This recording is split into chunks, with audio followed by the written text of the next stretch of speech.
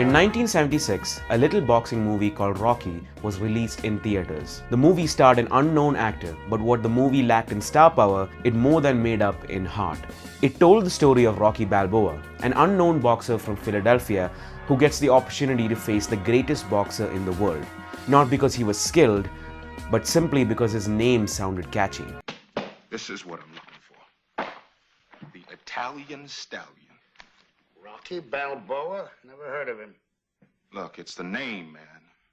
The Italian Stallion. Nobody actually believed that Rocky could challenge Apollo, let alone win, but there were a handful of people in his life that pushed him to try. So he trained hard, harder than ever, and when the day of the fight came, he went all 15 rounds against the champion. Rocky Balboa came back from every punch and got up when anyone else would have stayed down. He did this again and again and again. Just watch Apollo's eyes when Rocky rises once more. The sheer exhaustion and defeat in them is palpable, like he was facing an unstoppable force instead of a mortal man. Even though Rocky lost the match at the end, he was still the victor because he went the distance. But what if he couldn't? What if in the fourth round of the match, Creed landed a lucky blow to Rocky's head, and instead of merely disorienting him, it knocked him out cold? Rocky Balboa, the man who we know could have gone 15 rounds with the champion, is laying unconscious on the floor. The bell rings and the referee calls the match. Apollo Creed maintains his winning streak and walks out the ring. In both of these scenarios, the outcome is ultimately the same. Rocky lost, Apollo won. So why do they feel so different? In every competition, the winner is usually the one who is remembered. This doesn't just apply for sports, but for pretty much everything. Neil Armstrong was the first person to step foot on the moon. But if I asked you who the second person was, you would probably be stumped. The answer is Buzz Aldrin, by the way, and he's still alive as the last surviving member of Apollo 11. The only time losers are remembered are when they are memorable. Take the Paris 2024 mixed air pistol shooting event. The only contestant remembered from this event was the silver medalist Yusuf Daykek, aka the Turkish shooter guy. Not because he got silver, but because just look at this. He has aura, bro. But I think the best example of a memorable loser would be Rocky himself. The Rocky that went 15 rounds anyway. Losers aren't memorable because anybody can lose. And if anybody can lose, then it isn't special or interesting. And if it isn't interesting, it isn't memorable. Rocky was a memorable loser because he went the distance. But in the reality where he couldn't go the distance, he's no longer a memorable loser. He's just a regular loser. The one quickly swept under the rug to give shine to the winners.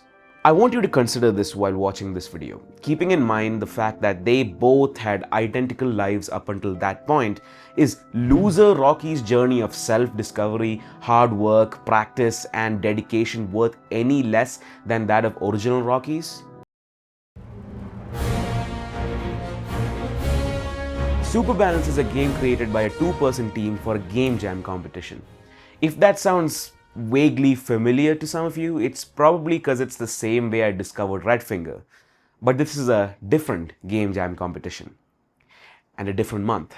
Actually, I've procrastinated for so long, it's a different year. This is a competition where game devs are given a topic and are told to make a game, where it will be reviewed and scored based on various criteria.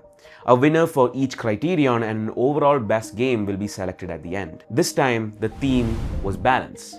And Superbalance, as the name implies, is a game where you play as Ultron, a superhero who has to balance his life as an office worker while also making sure that in his absence, the city doesn't get overrun with crime. As you get further into the game, it becomes harder and harder to balance your dual life, making for some genuinely hectic gameplay. As you can see in the footage, I was clearly having a lot of fun. I think that's something. Okay. Wait, hold up, the black box filling, bro. Wait, that... I lost? What? The creators of Superbalance were practically unknown in the scene, this being their first published game. They were competing against experienced game devs and established studios with multiple games under their belt. Only a few actually thought that they could even make a game, much less win against the Titans. But they kept working regardless of unfortunate circumstances, hectic schedules, and worst of all, exams. But somehow, right before the deadline, they managed to scrap a game together and entered the competition. Does this story sound familiar? No? Let me give you a reminder.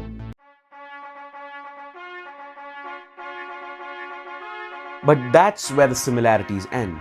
Instead of going the distance and keeping up with the studios, their game went practically unnoticed. And really, if you're only looking at the big picture, this is where our story ends. Or is it?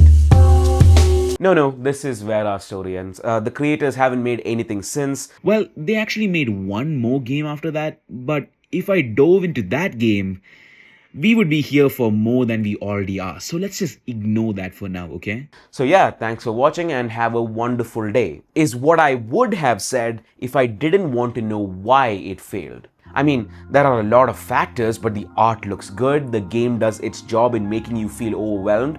So why did they become unmemorable losers? So I booted up the game and put my nerd glasses on and examined it with a much more critical lens. As soon as you start the game, you are bombarded with what I can only describe as Walmart Avengers music, and shown this. Ultron is a great superhero, feared by the criminals and loved by the people. But little did they know that he has an office job. Now I toned down the volume for this video because I care about you, but the music when you open this game is so unfathomably loved. You have to realize that I played this game right after Red Finger, which is a very quiet horror game, so I cranked up my volume to max. I also played this at midnight, like at 1 or 2 a.m. in the morning, so I can record and script in peace. And when the music hit,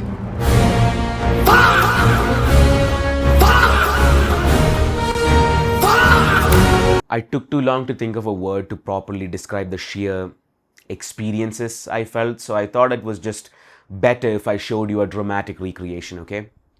Oh wow, let me check out Superbalance, the video game created by a 2-person team for a game jam competition. It was at this moment that he knew. He up. If you're going to play this game after this video, tone down the volume. I just saved your hearing. You're welcome. After you're given that info dump, you are dropped into the office where you play as Ultron, the human version of Ultron. He isn't given a name, and when I interviewed the creator, I kind of forgot to ask him what Ultron's actual name was, so I'm just going to call him Jeffrey. However, before we play, can we take a moment to actually appreciate the art in this game? It looks great for something made in a rush, and if you actually take a moment to go over to the corners of the office, you can see the subtle glowing of light on the floor. And at times like these, the game actually looks beautiful. Even though this is a browser game made for a competition, you can tell that the creators clearly cared about this project. Too bad you can't actually enjoy them though, because a timer is ticking on top of the screen. The timer is basically your score in this game. The longer you survive, the better. Superbalance is a game similar to Pac-Man, in the sense that you can't exactly beat the game. You can only get to another level and inevitably die. So there is no definitive ending to the game, only a game over screen, or 3 in the case of this game. As for now, let's talk about that pesky star meter. The star meter is basically how good you are as an employee. It periodically depletes throughout the game, and when it reaches 0, you get one of the 3 game over screens, in which you're fired from your job and become broke. To remedy the star meter falling, you have 3 tasks around your office which the game guides you towards. Once you actually start the game, you are spawned here. On the floor are the instructions on where to go to actually do your job and refill the star meter. First, you are guided to a computer, and I want you to look at this. It says press spacebar to interact with the objects, right? Now, you can't tell in the footage, but guess which button I'm clicking? Yes, it's the spacebar. It doesn't work. Now, my star meter was starting to deplete, so I just started pressing random buttons on the keyboard, and apparently the button to interact is actually E. Why they didn't change this is beyond me. Your first job is to write an email 10 characters long and send it to anybody. Now you can write pretty much anything on this and it doesn't matter. It can range from the most articulate and sternly worded letter to literal gibberish. After you send the email, you have to play a small maze minigame where you guide your mail over to the trash. Anyone who watched the Red Finger video can tell you that I'm not exactly a gaming god, but the time it took me to complete this maze was actually embarrassing. Did I ever tell you what the definition of insanity is?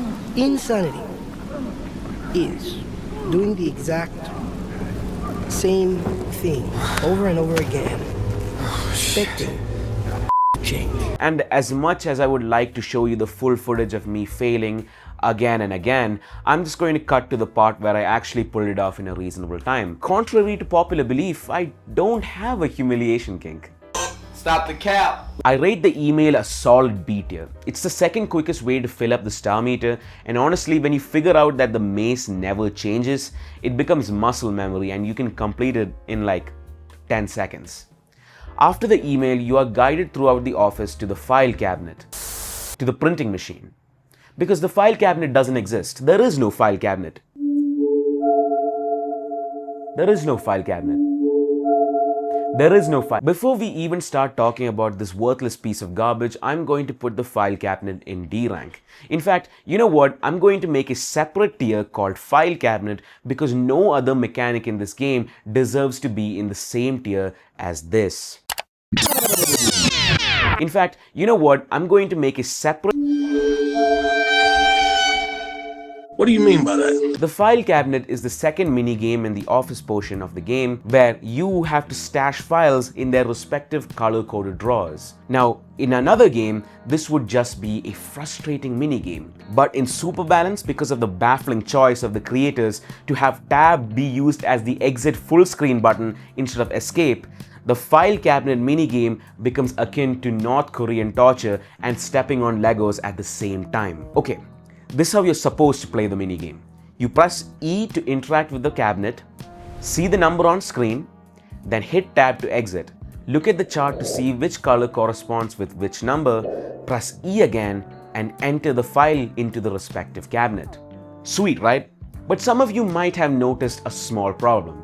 This takes a lot of time you don't have. So you have to do this quick, right? So when in a hurry you hit tab, only to see that instead of exiting out of the file cabinet section, you have exited out of full screen. But I have to admit, mostly you just exit out of the cabinet section. So we are chilling, right? You glance over at the chart, you see the color that corresponds with your number and press E again. But oh, guess what? You can't press E anymore because the game thinks you have just interacted with the cabinet. What more do you want from me? Unless you back away from the cabinet and re-enter its vicinity where you finally have the opportunity to press E again. Oh, what's this? The time ran out and you lost? GG's, better luck next time, buckaroo. The file cabinet is the reason this video almost didn't exist because it's just astonishingly trash. And it sucks because I know how much effort it took to animate each of these drawers opening separately, only for the overall result to be a bad game mechanic. Most of my runs of the game ended here because the file cabinet just causes too big of a time delay for me to make up, and the city gets overrun by crime. Just imagine your home is being burned down and your car is stolen because your superhero is busy arranging files. Like, if I see Ultron, it's on site, bro. Like, What were you thinking when you made the file cabinet?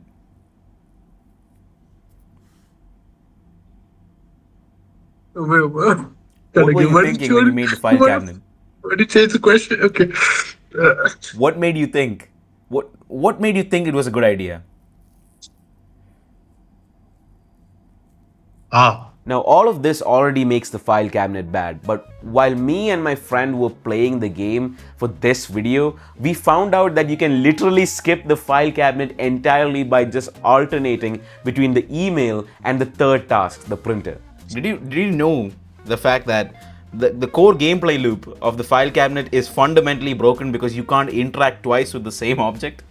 Then you play the minigame once, you exit out, and then play it again. You can't play it again? No, you can't play it again. You have to like reload, bro. You have to go back and come forward again and then finally interact with the thing.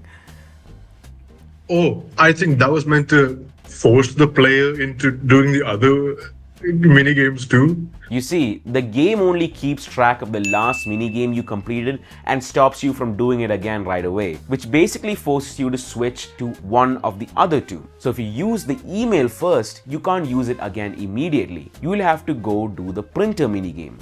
Once that's done, the email option becomes available again. So you can bounce between these two and avoid the cabinet entirely. Which means the file cabinet is quite literally useless. Know your place, trash. We can all unanimously agree that the file cabinet is an absolute piece of garbage. So why did you make it? Man. In retrospect, it was a bad idea. Ladies and gentlemen, we got him. My runs went from 60 seconds to 500 seconds just because I avoided this thing. And let me just say, I'm happier now too. Coincidence? I think not. On to the third and final office minigame, the printer. The printer is the most straightforward out of all the minigames, where it's just hitting the spacebar as the arrow goes towards green. And honestly, this printer should just be called Run Saver. You can complete this entire minigame in about 5 seconds, which means you have enough time for the hero side, which in my book makes it an easy A-tier mechanic. Now let's go to the part everyone actually wanted to play, the hero part. After you're done using the printer, the game tells you that your city is being overrun with crime, and the crime bar is nearly filled. Switch into your hero form, which you can do by pressing C. This is the core gameplay loop of this game. As Jeffrey, you have to periodically complete these 3 tasks to keep up your stars at work, and as Ultron, you have to make sure that the crime meter is not filled by fighting the criminals. You could say that you have to balance these two. As Ultron, you can move to the right using D and left using A. As you stay in the suit, you will be met by these winged robot things, and when they come close to you, you can press E to punch them in the face. With a few good punches, you can knock them out and reduce your crime bar. Now, this is easily the best part of the game. It actually feels like a retro beat 'em up. After beating up 2 or 3 of these robots, you can use your special ability, where you just launch a huge laser beam out of your head, one-shotting everything in your way. The thing is, this section of the game only lasts for 20 seconds. 30 seconds tops, because after beating 4 or 5 robots, your crime meter goes all the way down. Which means unless you want to waste your time just standing there menacingly and lose all your stars, you're going to have to swap back to the office portion and continue working. My guy, this game should just be called Balance. Remove the super, because you're only super for like 5 seconds before returning back to the office. I swear, this somehow must be like the file cabinet's fault. Like every problem in my life is because of the file cabinet. The game shoots itself in the foot by relegating its most fun part to a minigame. When I interviewed one of the creators of the game, he basically said that this was on purpose, which I mean, kinda makes sense. It's realistic. Most of your life as a superhero is spent not being a superhero, only going out when you're needed. But there's a reason why the main character in Elden Ring doesn't just take a few minutes to piss before fighting Melania, even though you're pissing yourself in real life before fighting her.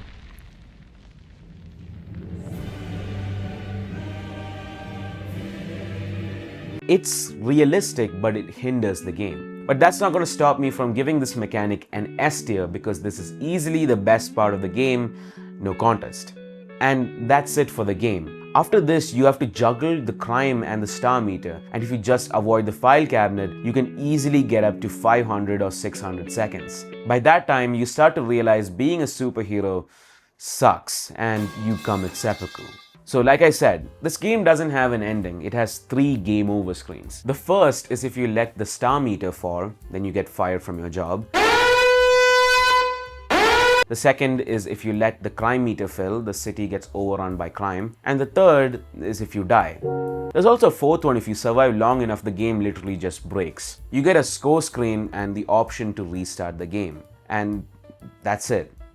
And with how forgettable this game is, no one cares. But let me ask you this. When you inevitably lose the game, do you remember your last run of Superbalance? Do you remember your score? Or do you just close the tab and move on with your life? Because I don't remember a single run of Superbalance, not one. Except the times I had to use the file cabinet. I remember those very well. And this is where we get to the core problem of this game. You see, you can't win this game. You can't even go the distance. You are destined to lose. The game itself is designed in a way that makes it impossible for you to have a memorable run. The game doesn't reward you with anything. Not with one more low dump, not with cutscenes, not with power-ups, nothing. You just play until you die. There's nothing memorable in that. Now, I sound really unclear when I say all this, right? Like, do you think a game is forgettable just because it doesn't have an ending? Pac-Man doesn't have an ending, and he's arguably the most famous gaming character of all time. Heck, even my mom knows who Pac-Man is, and she still thinks Pikachu's the name of a disease. Yeah, it's true that the original Pac-Man doesn't have an ending, but that's not exactly a good thing. That's why Bandai Namco made sure that all the latest high-budget Pac-Man games have a definitive ending. And fine, suppose you don't want an ending. You want it to be like the original arcade games where you just play indefinitely. So to ensure your game has any sort of replay value, you would make sure that at least you would up the difficulty of the game as time goes on, right? Like, that's what Pac-Man did, that's what Tetris did, and those are some of the most replayable games of all time. I mean, all you would have to do is up the speed of the crime bar increasing and the stars decreasing. So surely they added that, right?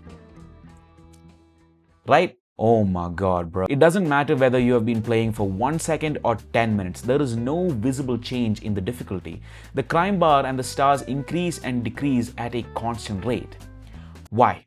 Why would you do this? You might say that it's unfair of me to make a comparison between Bandai Namco, an established, experienced game studio, and two dudes in a bedroom, but man, why would you go through all the trouble of making this high quality artwork, literal eye candy for retro game nerds? None of which is AI generated, by the way. Each piece was hand drawn and fumbled this badly in the gameplay mechanic. Why in heaven's name won't you just change the interaction from E to the spacebar as you literally wrote down on the floor? Why would you write this on the floor only to then tell me press E to interact? Why won't you just write E to interact on the floor in the first place? This game is like fried ice cream, like you have commitment issues. And who decided that making tab the exit out of full screen button instead of escape was a good idea?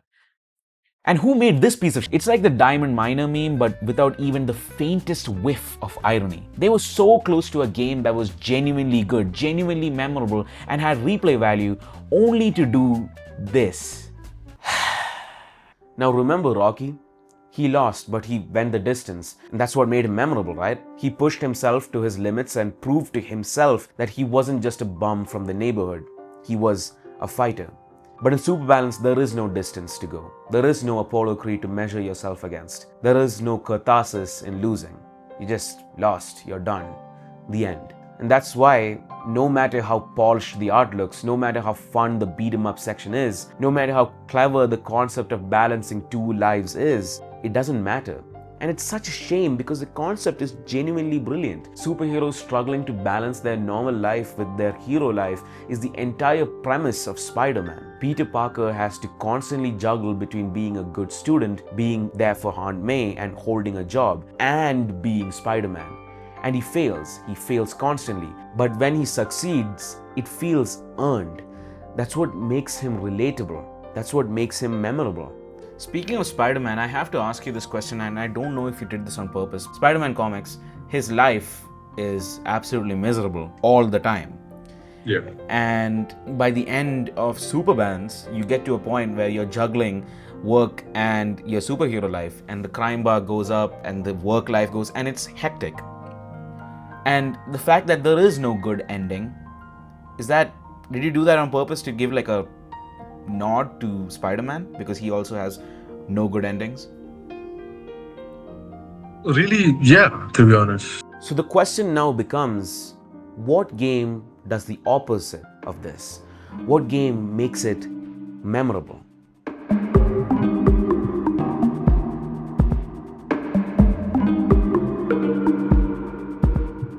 This is Onuo. This game plays 6th out of 415 participants, and without exaggeration, it's the smoothest game I've ever played. It was made by a creator called Jay. Onuo is a kind of bullet hell game where you play as two fish, both controlled by the same keys. But they move in different directions, which means when you press W and one fish moves up, the other fish automatically moves down. This makes the controls for this game really freaking difficult because so much of your attention is focused on one side of the screen that you neglect the other. When one fish gets hit, the ratio of the opposite color is increased. Like when the white fish gets hit, the black side of your screen grows. When the black fish gets hit, the white side grows. Your goal is to make sure that you either don't get hit at all or get hit so much that you eventually balance out to a perfect 50-50. And since I've made it very clear how good I am at games on this channel, you can probably guess which of the two strategies I lean toward. There are 2 levels in this game. Actually, scratch that. There are 3. Jay just dropped a third one while I was scripting this, and it's peak. The first level is a lot calmer and, in my opinion, easier than the second. All the puzzles in each level are synced with the music. So when you hear a guitar strum, you know something is about to drop. Because the music and the gameplay are so intertwined, the entire game is just ASMR. Forget AI glass fruits, black and white fish is where it's at. Since the theme of the game is balance, what Jay does is give both sides the same obstacles, just at different timings. Sometimes the obstacles from one side spreads across and shows up as a different color on the other side, which means you actually can get hit twice by the same object and balance out your losses right then and there. Also, one of the best strats to beat this game is to be like Drax from the first Guardians of the Galaxy movie and stay extremely still. I've mastered the ability of standing so incredibly still that I've become invisible to the eye. Like, this actually works. Try it once after this video. You will do better literally by keeping your hands away from the keyboard and just enjoying the show rather than actually playing the game. Even from a thematic point of view, this game is an absolute masterpiece. One might say that the true theme of this game is not balance, but unity in the face of adversity. Maybe it's telling you that, in the long term, weathering the storm together as a team is better than escaping alone and leaving your friend to get hit. Because even if you escape, you're damaging something that can't easily be fixed. Because if you focus only on one side of the game and ignore the other, then the game quite literally punishes you by making an imbalance in the colors. It also does another more malicious thing that you may not have noticed. Since one side is now much bigger than the other side, there is more opportunity for that side to be unbalanced, eventually turning your entire screen mono. One side has won. But instead, if you escape together or get hit at the same time, metaphorically weathering the storm, you're not punished. Yes, at the end of the game, it shows that you have been hit. You are punished for that, don't get it twisted, but the balance doesn't change. And both your fish live in harmony. It means that you didn't sacrifice one part of yourself for another, and you are at peace, whether it be with your friends, partner, family, or yourself. For a little browser game, that is absolutely beautiful. Oh, and the music in this game?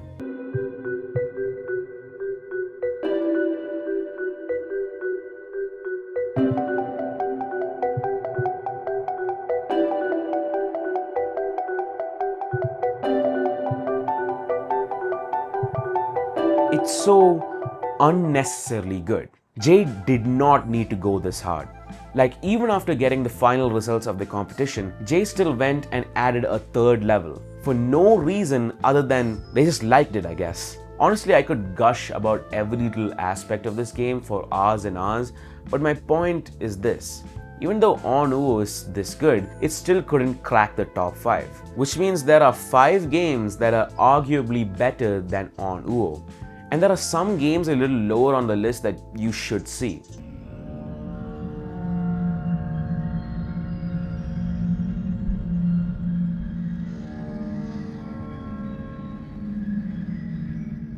This is Balancing, a dungeon crawler game where you have to balance your inventory as you play through the dungeon. Specific mobs need specific items which take up inventory space, and your goal is to make sure everything fits in your inventory.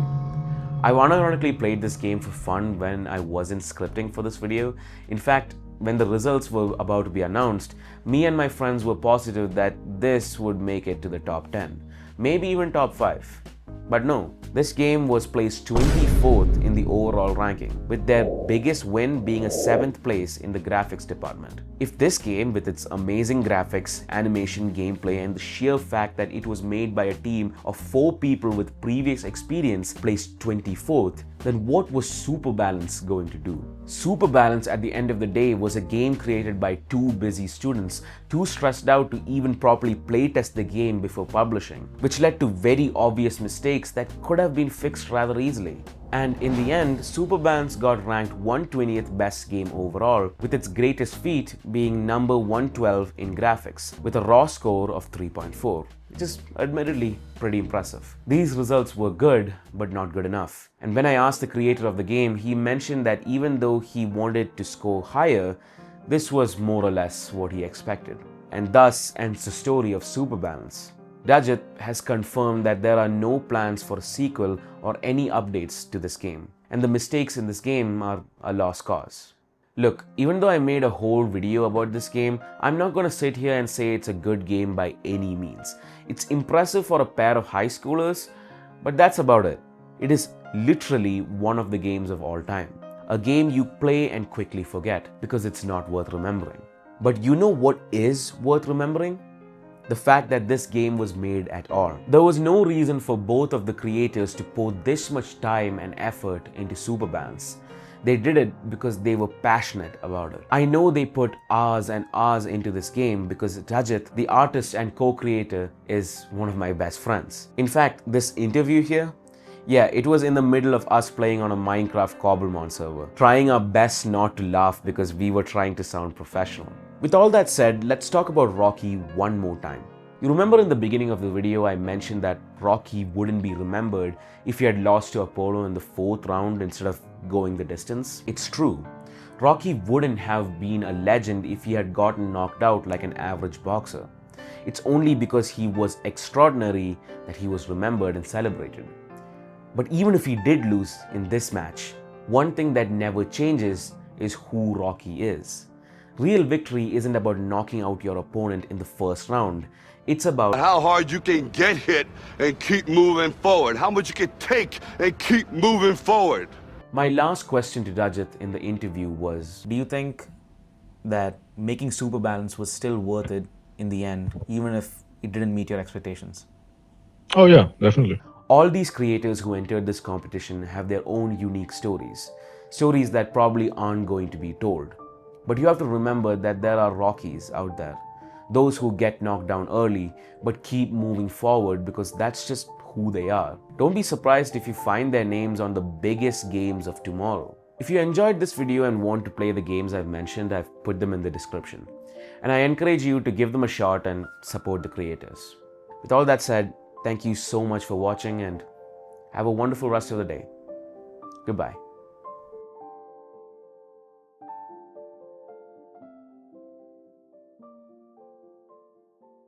So while playing the game, I discovered a small exploit where the horrendous piece of, the horrible file cabinet is no, I hate that thing so much. Like, I'm being for real, not even recording.